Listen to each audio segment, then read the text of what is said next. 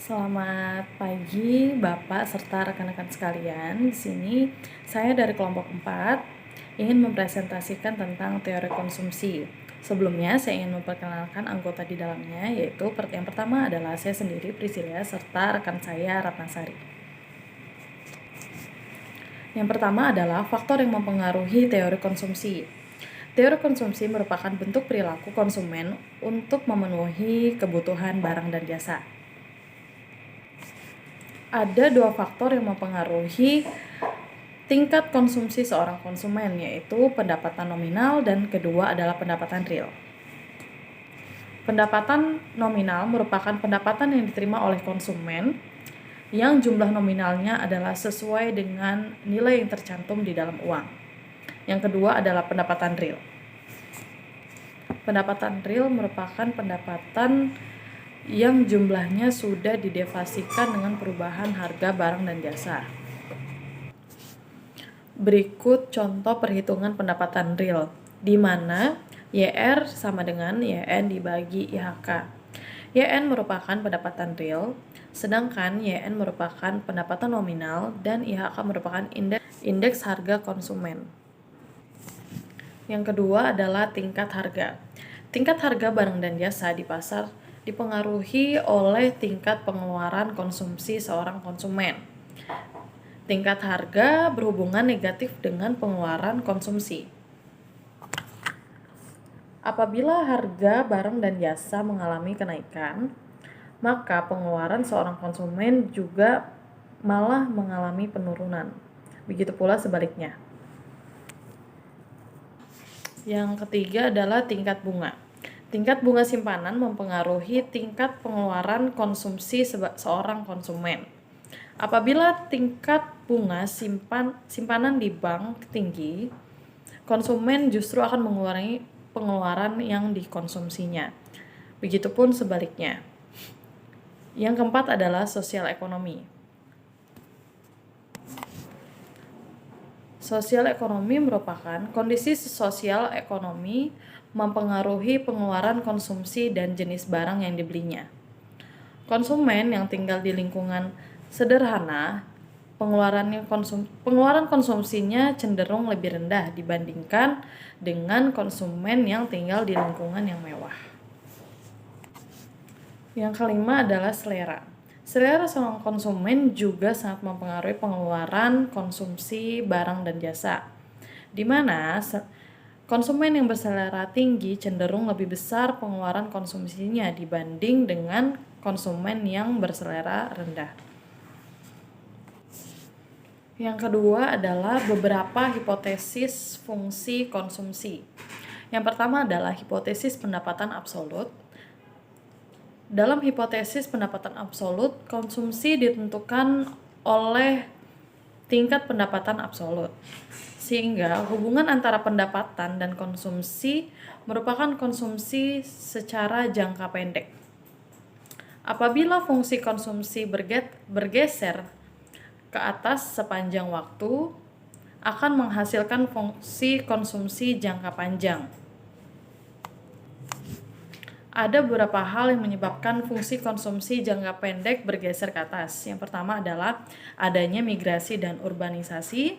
Yang kedua adalah adanya produksi barang dan jasa yang baru. Serta yang ketiga adalah adanya peningkatan kesejahteraan masyarakat. Yang kedua adalah hipotesis pendapatan relatif. Dalam hipotesis pendapatan relatif, konsumsi ditentukan oleh pendapatan tertinggi yang pernah dicapai seorang konsumen. Dan melihat juga kondisi di sekitar tempat tinggal seorang konsumen. Apabila tingkat pendapatan konsumen bertambah, maka konsumsi akan meningkat secara proporsional terhadap peningkatan pendapatan tersebut.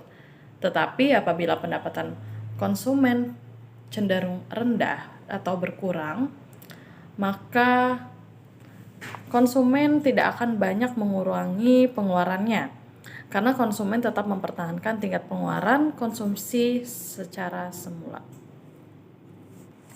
Yang ketiga adalah hipotesis pendapatan permanen. Dalam hipotesis pendapatan permanen, konsumsi tergantung pada pendapatan aktual, yaitu pendapatan permanen dan pendapatan sementara. Pendapatan permanen adalah pendapatan yang diterima secara periodik dan jumlahnya dapat ditentukan sebelumnya.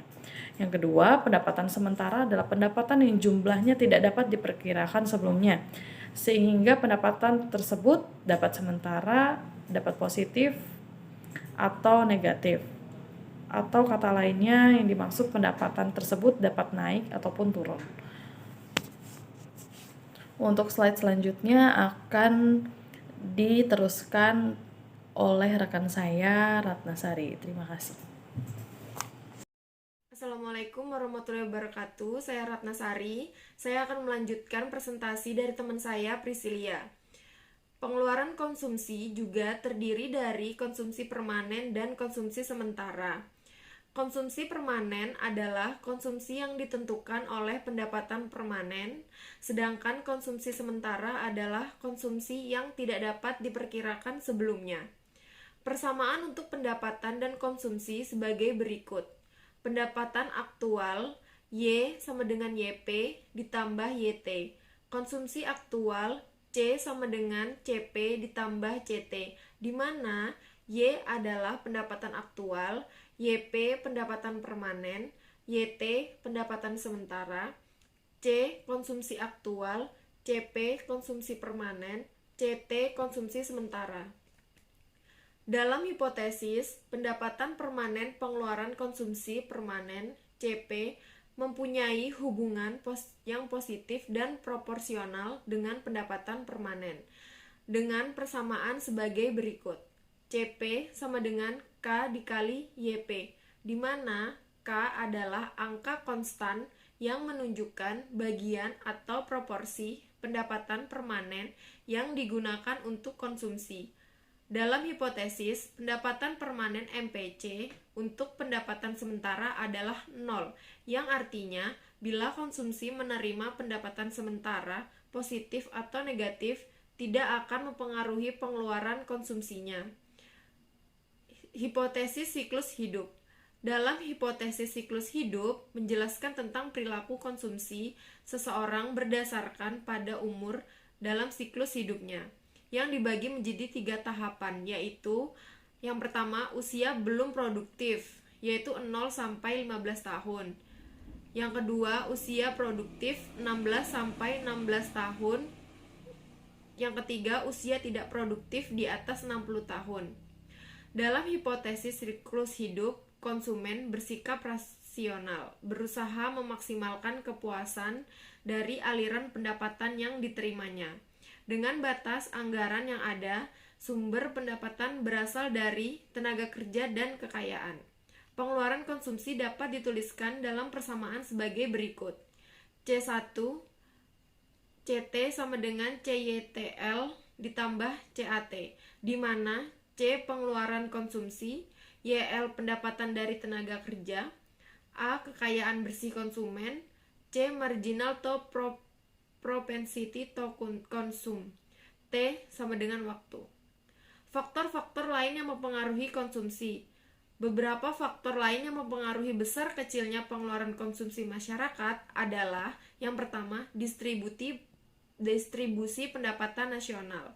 Pada umumnya, distribusi pendapatan tidak bisa sama dan merata di antara penduduk yang mendapatkan pendapatan.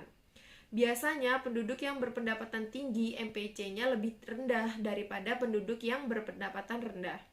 Dengan demikian, kebijakan pemerintah yang bertujuan memeratakan distribusi pendapatan akan mengakibatkan naiknya MPC masyarakat. Yang kedua, jumlah kekayaan masyarakat dalam bentuk alat liquid, yaitu dengan asumsi tingkat pendapatan sama, semakin banyak alat liquid yang ada dalam masyarakat, maka semakin besar pengeluaran konsumsi masyarakat tersebut dibandingkan dengan keadaan masyarakat yang memiliki alat liquid lebih sedikit. Yang ketiga, banyaknya barang konsumsi tahan lama. Pengaruh kepemilikan barang tahan lama terhadap pengeluaran konsumsi adalah sebagai berikut. Yang pertama, mengurangi pengeluaran masyarakat. Kepemilikan FCD dapat mengurangi pengeluaran masyarakat untuk menonton bioskop.